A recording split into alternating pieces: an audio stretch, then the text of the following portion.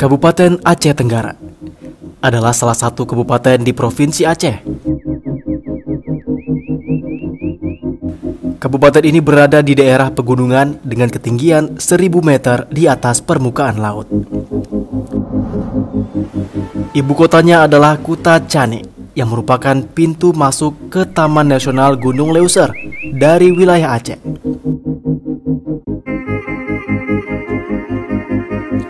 Dapat dicapai 6 hingga 8 jam dengan jalur darat melalui Kabupaten Karo dari Kota Medan, Sumatera Utara.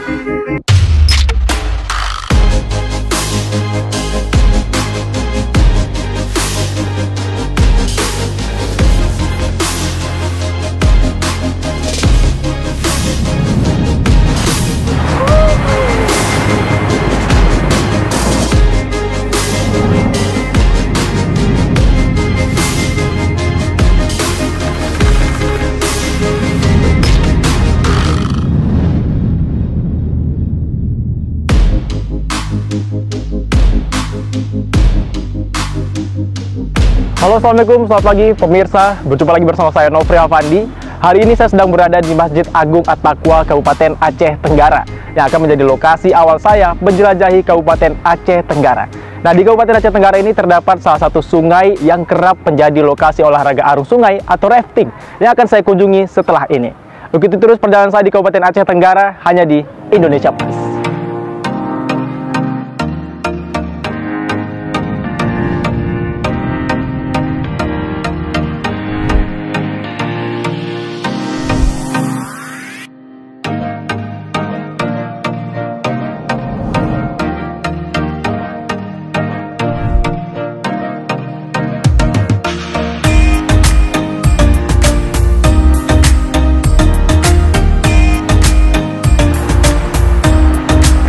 Nah, pemirsa, ini adalah salah satu lokasi rafting terbaik di Kabupaten Aceh Tenggara. Di lokasi ini juga pernah dijadikan sebagai lokasi lomba rafting berskala internasional. Ya, inilah dia Sungai Alas. Nah, kebetulan pemirsa di sini ada rombongan Pemkab Aceh Tenggara yang juga sedang berkunjung di lokasi rafting Sungai Alas ini. Langsung aja saya juga mau tanya-tanya nih mengenai potensi alam di lokasi ini. Langsung ikutin saya. Assalamualaikum, selamat pagi Bapak-Bapak. Waalaikumsalam. Iya Pak. Saya Nofri Pak dari Indonesia Plus TV One. Ini kebetulan ada Pak Sekda dan Pak Kadisbud Aceh Tenggara juga nih ya Pak Ridwan dan Pak Zulkifli. Pak, saya di sini mau rafting nih Pak. Kira-kira saya mau tanya-tanya dulu nih Pak. Seperti apa sih potensi alam di Taman Nasional Gunung Leuser ini Pak? Terima kasih rekan-rekan dari TV One sudah hadir bersama kami di Kabupaten Aceh Tenggara. Bisa kami jelaskan potensi Taman Nasional Gunung Leuser ini. Kita ketahui memang sebuah wadah yang menjadi warisan dunia. Hari ini dengan luas tidak salah kami 4.200 km lebih. Wow. Yaitu yang terluas nomor 2 di dunia. Nomor 2 di dunia. Nomor 2 di dunia. Dan juga kita ketahui bahwa hari ini wisata trekking yang ada di kawasan Gunung Leuser ini dialiri oleh beberapa sungai yang jatuhnya ke Sungai Alas, yang menjadi potensi wisata yang digunakan jadi event rafting internasional juga. Wow, luar Rafting biasa. internasional, dan mudah-mudahan ketika ada PON Aceh hari ini kita sudah berinisiasi bahwa Aceh Tenggara akan kita jadikan jadi tuan rumah rafting untuk PON nasional. Oke, juga akan menjadi tuan rumah rafting PON nasional ya Pak ya. PON nasional. Nah Pak, di tengah COVID-19 ini Pak, pasti kan ada yang berbeda nih Pak. Apalagi ini lokasinya pernah dijadikan lomba berskala internasional. Seperti apa Pak penerapan prokes di sini Pak?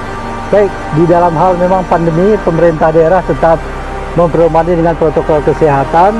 Kepada pemandu-pemandu wisata dalam rafting ini juga menyesuaikan kondisi sehingga tidak bertentangan dengan peraturan yang ditetapkan oleh pemerintah. Dan juga kita pastikan memang para pengunjung dan para peserta yang ikut rafting, kita pastikan memang dia kondisi yang sudah sangat fit. Oke. Dan tetap dalam kondisi tidak terpapar COVID-19 pastinya Pak ya. Oke Pak, di sini saya udah nggak sabar nih pengen rafting Pak. Kira-kira manfaat rafting selain olahraga wisata air itu apa sih Pak? Manfaatnya kita ketahui memang kita ini berhadapan dengan alam yang bebas. Jadi kalau kita tidak hati-hati dalam menghadapi alam bebas ini, kita akan berbanyak dampak bahaya yang akan ditimbulkan. Jadi dalam hal ini, ketika kita selesai rafting dengan menghadapi tugas kita yang begitu ringan tidak berbahaya, itu sangat mudah. Tetapi ketika menghadapi alam, kalau kita tidak hati-hati, mungkin risikonya bagi kita akan dipandu oleh pemandu yang biasa membawa peserta-peserta rafting dalam hal kunjungan wisata ke Taman Nasional Gunung Leuser. Baik, berarti para pengunjung harus tetap safety ya Pak ya, mengingat ini adalah wisata alam dan kita nggak tahu apa yang terjadi nanti ketika kita sedang menelusuri lokasi wisata ini. Oke pemirsa, saya udah nggak sabar nih pengen rafting. Bapak-bapak juga pengen rafting di sini Pak ya? Kita bersama. Bareng ya Pak ya? Bareng bersama. Oke, sebelum kita rafting saya mau prepare dulu pemirsa.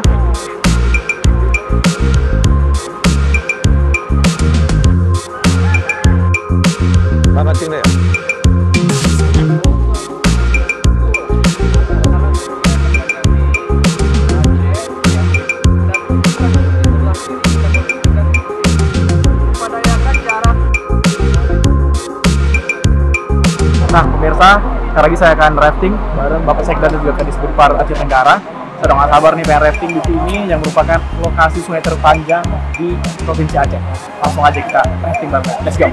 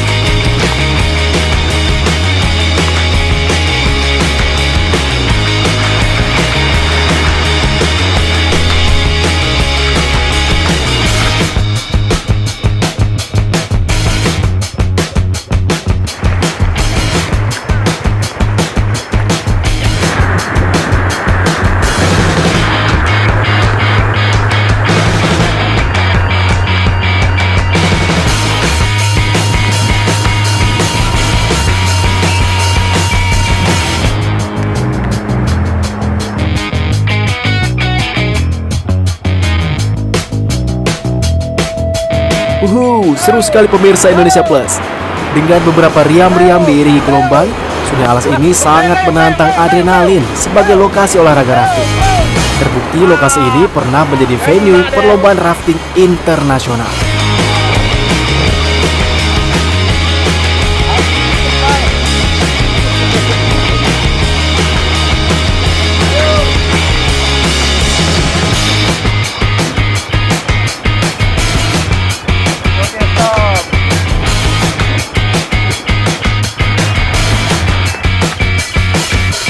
Nah pemirsa, ini kita udah selesai rafting. Ini merupakan rute terpendek di rute Sungai Alas ini ya Pak ya, dengan melewati 40-an anak sungai Pak ya? Ya, 40 anak sungai.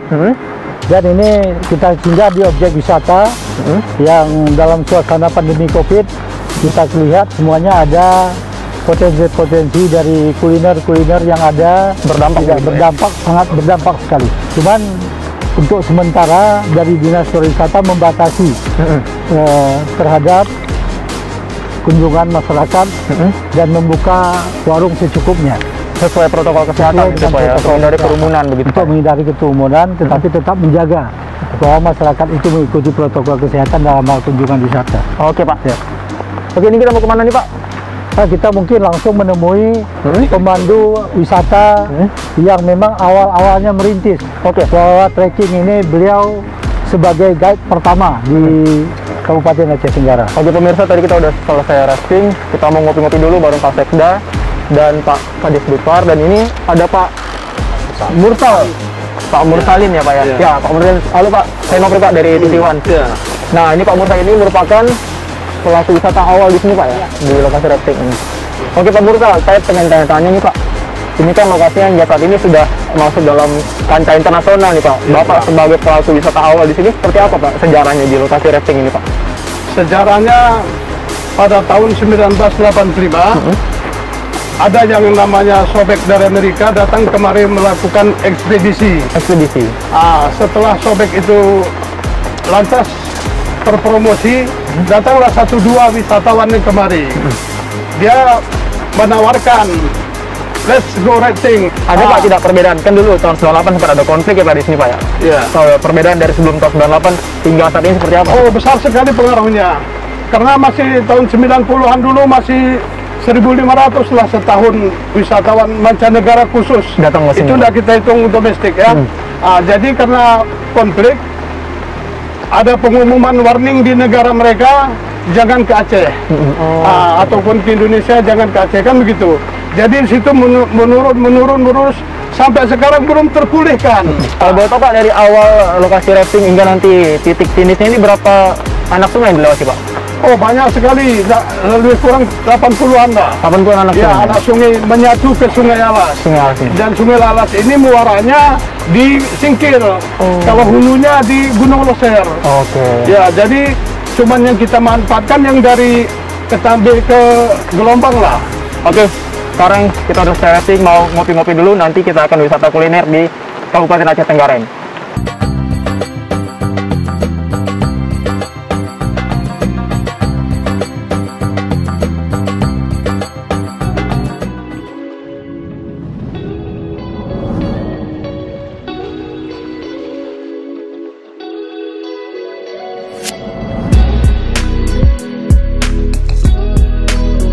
Setelah memacu adrenalin dan menguras tenaga saat rafting, lapar pun melanda. Nah, selanjutnya saya pun akan menyantap kuliner khas Kabupaten Aceh Tenggara. Wow, sudah nggak sabar nih. Nah pemirsa, kalau tadi kita udah rafting bareng bersama Pak Ridwan dan Pak Zulkifli ya di sungai terpanjang di Provinsi Aceh Pak ya, bahkan di Sumatera Pak ya. Sumatera, tadi kita udah rafting bareng di sana, dan sekarang kita udah waktunya untuk makan ya, udah capek tadi habis rafting, lapar. Ini ada makanan khas dari Kabupaten Aceh Tenggara. Pak Ridwan, mungkin bisa dikasih tahu dulu nih Pak, ini ada menu apa aja nih Pak? Terima kasih Pak Afri. Dari perjalanan melalui mengarungi sungai tentu pasti kita akan menghadapi selera makanan kuliner khasnya. Jadi dari makanan kuliner perlu kami jelaskan bahwa makanan kuliner yang ada di Kabupaten Aceh Tenggara ini terutama adalah produksi semua yang diolah menjadi makanan, tidak ada yang dari luar daerah. Asli dari daerah ini. Ya? Pertama kita lihat ini yang di hadapan kita ini, nama bahasa daerahnya tasak telu. Artinya bahasa Indonesia masak tiga. Masak tiga? Iya. Kenapa gitu, bebek Pak? yang direbus dengan 3 bumbu, bawang, garam, dan serai. Oh, hanya 3 bumbu saja Pak? Hanya 3 bumbu. Dan di hadapan kita, karena juga kita adalah produksi ikan air tawar mujahir, masyarakat adalah mengolahnya, membuat secara tradisional digiling.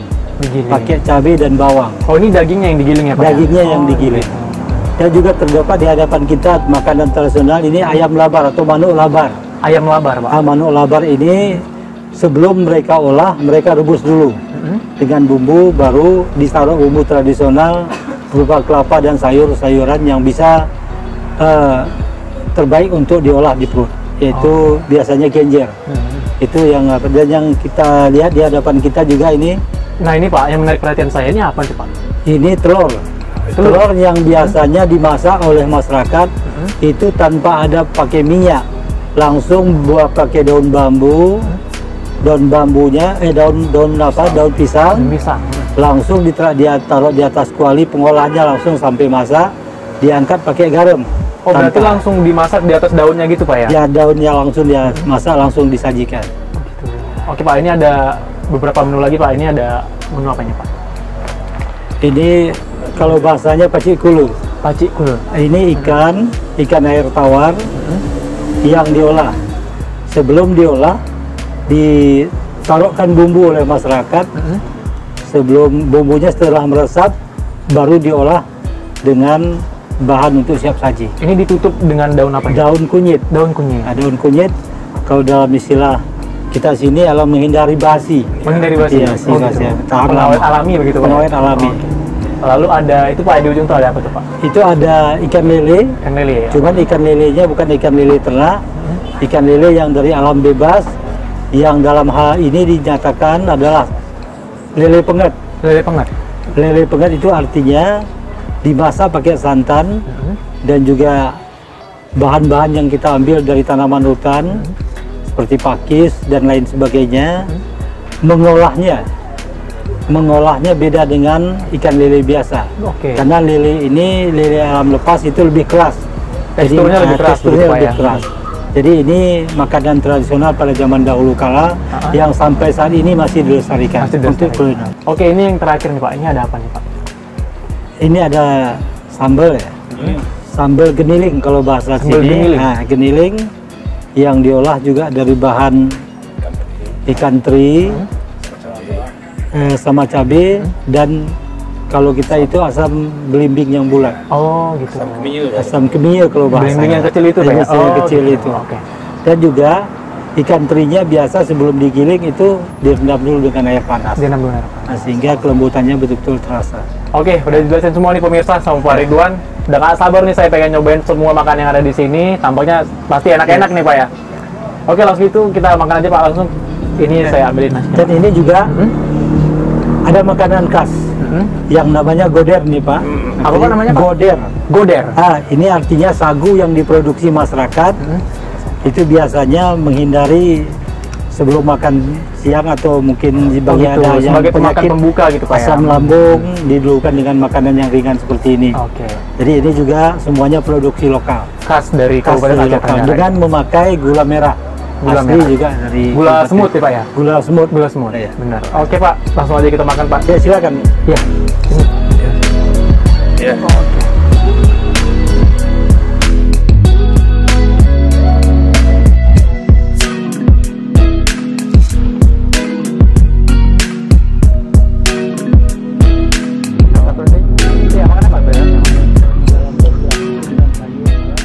Ini kita udah siap makan. Setelah ini kita mau kemana Pak?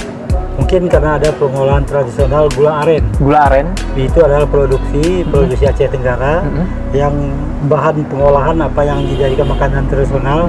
Kita akan lanjut ke pengolahan dari pohon ke pengolahan Pemasakannya gitu Pak ya. Pemasakannya Nah itu tadi pemirsa. Setelah ini kita akan ke pengolahan gula asli Kabupaten Aceh Tenggara. Iya. Itu gula aren Pak ya. Gula Gula aren khas Aceh Tenggara. Iya. Langsung aja kita ke sana.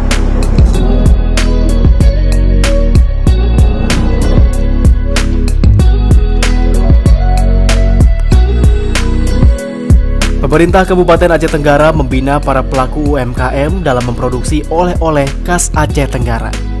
Serta salah satunya memberikan dukungan dana bagi para pelaku UMKM. Salah satu oleh-oleh khas Aceh Tenggara adalah gula aren. Nah, ini dia gula aren khas Aceh Tenggara, di mana biasanya lokasi pengolahan gula aren ini berada di tengah-tengah hutan agar tidak mengganggu warga sekitar dalam proses memasaknya. Nah pemirsa, saat ini saya sedang berada di tempat pengolahan gula aren yang merupakan salah satu oleh-oleh khas dari Kabupaten Aceh Tenggara ini. Nah di sini sudah ada yang sedang proses pencetakan ya Pak ya? Iya, pencetakan nih. Ini mungkin bisa dijelaskan Pak perbedaan gula aren dari Aceh Tenggara ini dengan gula aren lainnya seperti apa Pak? Iya, kalau gula aren dari Aceh Tenggara ini dia tanpa ada campuran apapun gitu. Jadi dia ketika perajin ini dia membawa nanti ke pasar, maka di pasar nanti kita olah, kita buat kemasnya, kita jadikan gula semut, maka kita taruh di hotel pemasarannya, bahkan di Medan sampai ke tingkat provinsi, apalagi ini menjelang mau mendekati bulan puasa. Jadi pemasaran meningkat gitu, Pak ya? Pemasaran meningkat, bahkan orang di tingkat provinsi juga, yang apalagi pejabat-pejabat di provinsi menginginkan ada titipan gula dari kita ke sana, atau memang ada yang menjual ke tingkat provinsi juga. Baik Pak, untuk setiap pengelola gula aren ini biasanya bisa memproduksi berapa banyak Pak? Nah, dia tidak tentu, bervariasi. Ada yang bisa menghasilkan satu hari itu dia sampai 20, atau memang ada yang lebih dari situ 30 kilo satu hari gitu. Yang lembek ini. Nah. Ini Pak untuk menunggu keringnya supaya bisa untuk dikemas itu nunggu berapa lama Pak? 15 menit. 15 menit? Ya, itulah seperti contohnya ada di depan kita ini. Ini tadi kan baru dicetak secara manual, tapi ini sudah hampir jadi sudah. Ini berarti sedang proses pendinginan gitu Iya, ya? pendinginan. Dan saya lihat di sini Pak, lokasinya kan di tengah hutan Pak ya. Apakah memang seperti ini tradisi di Aceh Tenggara ini? Kebanyakan gini Pak, di Aceh Tenggara ini kenapa dia di tengah hutan? Pertama dia ini menggunakan kan secara manual, jadi dia kayu api. Nah, jadi menghindari dari asap-asapnya di masyarakat, maka terjadinya biasa-biasa di kebun-kebun gini, pinggiran lah, di pinggiran dari kampung-kampung. Berarti untuk menjaga kenyamanan masyarakat sekitar juga begitu Pak? Iya, iya. Oke, nah pemirsa, itulah tadi bagaimana penjelasan dalam pengolahan gula aren khas Aceh Tenggara ini. Nanti setelah ini kita ke Pusat Ekonomi Kreatif ya Pak ya? Boleh. Oke, kita langsung lanjut.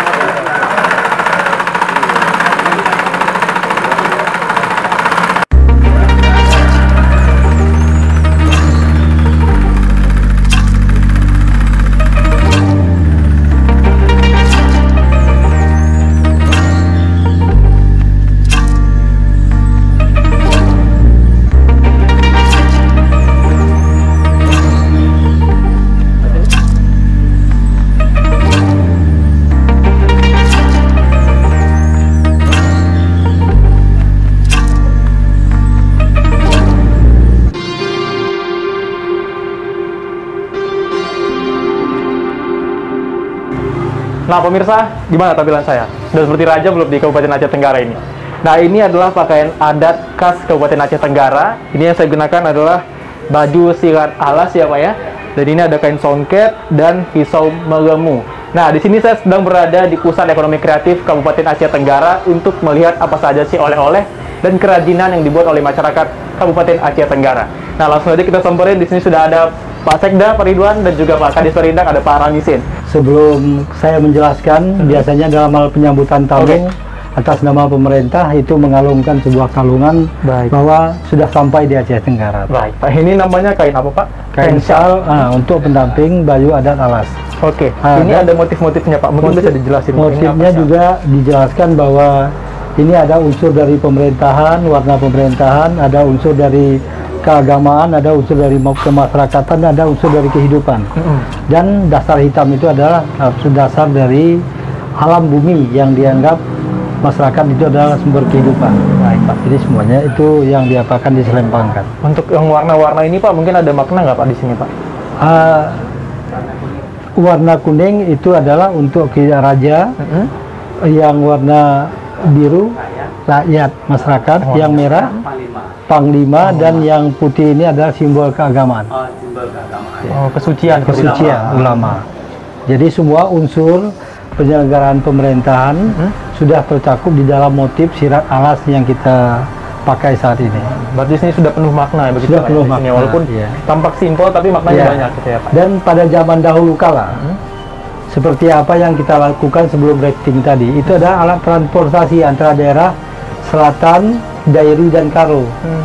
Jadi dulu pada zaman dahulu kala masyarakat untuk pengaman barang-barang ditutuplah kepala dengan ini ya Pak ya. Ya, ini bulang bulu. Ya. Jadi itu alat transportasi dulu pada zaman dahulu kala yang kita lakukan sebagai bahan rafting sebelumnya. Oke Pak Kadis Perindak, saya mau tanya-tanya nih Pak, seperti apa sih Pak saat ini pengelolaan oleh-oleh di Kabupaten Aceh Tenggara ini? Jadi dia kan untuk oleh-oleh souvenir Kabupaten Aceh Tenggara ini kan langsung binaan oleh pemerintahan daerah. Jadi biasanya setiap ada tamu dari luar, maka mereka inilah kita budayakan gitu. Karena ini kan semua koordinir di satu tempat di IKM ini.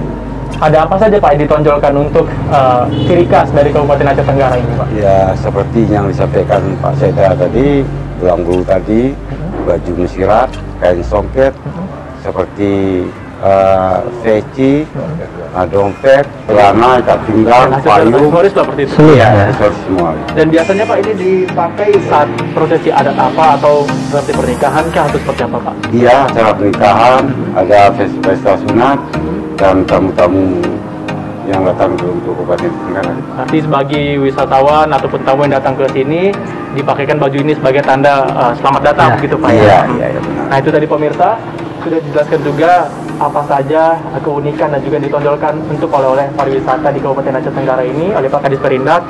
Dan saya sudah dipakaikan tadi juga sial selamat datang oleh Pak Sekda.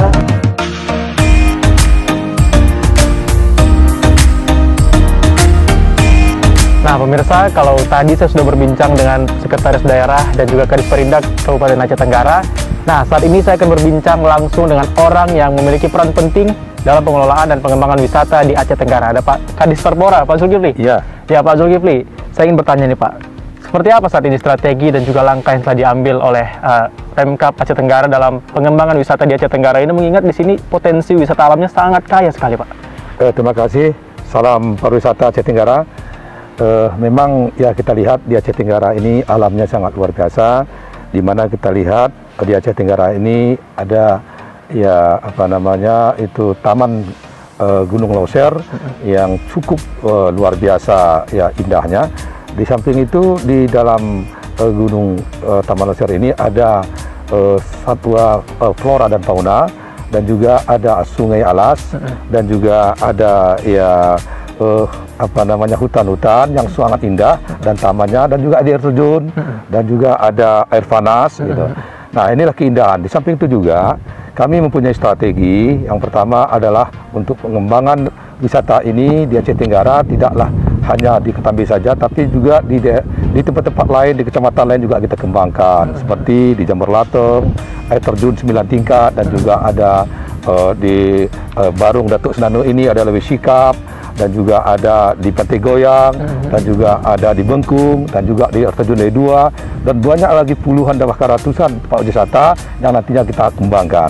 Di samping itu pula kita promosi melalui media ini juga kita melalui juga ada kita sudah ada punya Sinparda, sistem pariwisata daerah, ada domain kita dari daerah Kabupaten Tenggara ini sudah ada domain. Kita buat domainnya itu untuk pengembangan dalam bentuk ya promosi wisata melalui media-media digital gitu. Ada juga leaflet, ada juga brosur, juga kita buat untuk sebagai ya juga membantu bagaimana untuk promosi wisata. Di samping itu pula yang ketiga yaitu kita melaksanakan yaitu pembinaan pelaku wisata. Bagaimana strategi kita membina? Ini tentunya pelaku-pelaku wisata ini ada travel, ada hotel, ada pemandu wisata, ada juga kuliner, ada souvenir. Nah kita membuat suatu program ya tahun 2019 juga kita mengundang stakeholder ini untuk ya dalam hal pelatihan manajemen pengelolaan objek wisata, dan juga termasuk juga ya travel. Tahun 2021 ini ada bantuan pemerintah dan ekonomi kreatif. Ini kita diberi bantuan asal membuat proposal, dan ini alhamdulillah di Aceh Tenggara sudah mengirimkan 9 proposal dari Aceh Tenggara. Demikian. Baik, nah itu tadi pemirsa, ada banyak sekali ya strategi yang dilakukan oleh Disparpora Aceh Tenggara, mulai dari penyediaan sistem pariwisata daerah melalui portal, ada program wisata terpadu, nanti ada kunjungan ke beberapa daerah untuk promosi wisata di Aceh Tenggara ini Pak ya. Ya luar biasa sekali pemirsa, memang potensi wisata alam di Aceh Tenggara ini sangat kaya sekali, dan tentunya akan dikelola dengan baik, kedepannya akan semakin berkembang begitu Pak ya.